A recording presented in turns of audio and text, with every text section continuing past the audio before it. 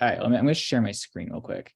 Okay, we're talking about particles, right? So I have this beautiful anti-gravity waterfall. And what is new in After Effects right now, which happened in the past like 2 days, is selectable track mats.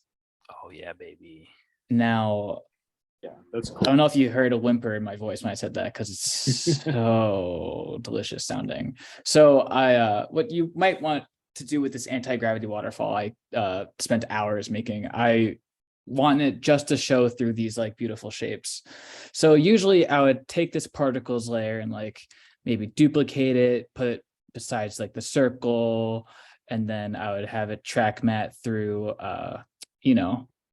do one of these options like, oh good, now it's track matting through the circle. That's great. That's kind of what I wanted. And then I'll get rid of this. So like, oh, okay, that's what I want, but I want in all the shapes. So I'll do that a couple times. Or maybe you'd pre-comp all the shapes into something, call it shapes, and then you might want to track mat that, but no longer.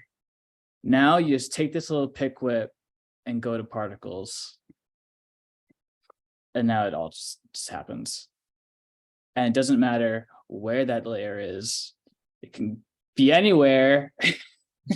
I don't have to pre-comp 100 times, and you have to do like click into pre-comp after pre-comp after pre-comp to like get things to use a matte, which is like just a transparency layer type deal. It's really cool and easy. You do it It's again. awesome that they have this.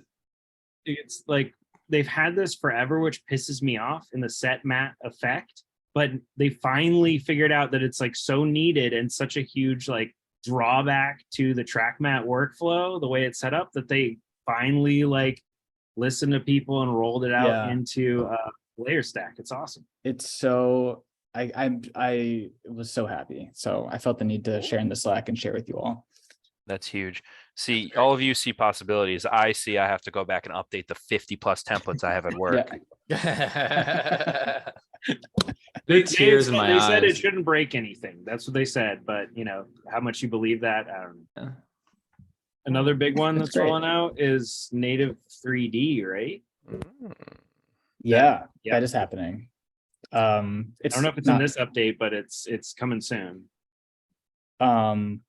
I know they've added, like when I do Cinema 4D imports, they have the 3D tools inside After Effects sometimes.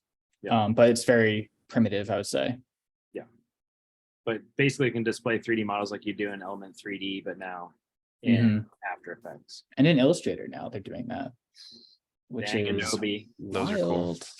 Watch out. Just like Maya, though, you know, After Effects is going nowhere. And how entrenched it is in the motion industry. So, you know, kind of those.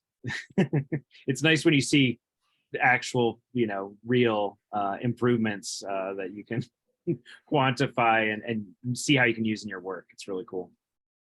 Yeah, it's exciting.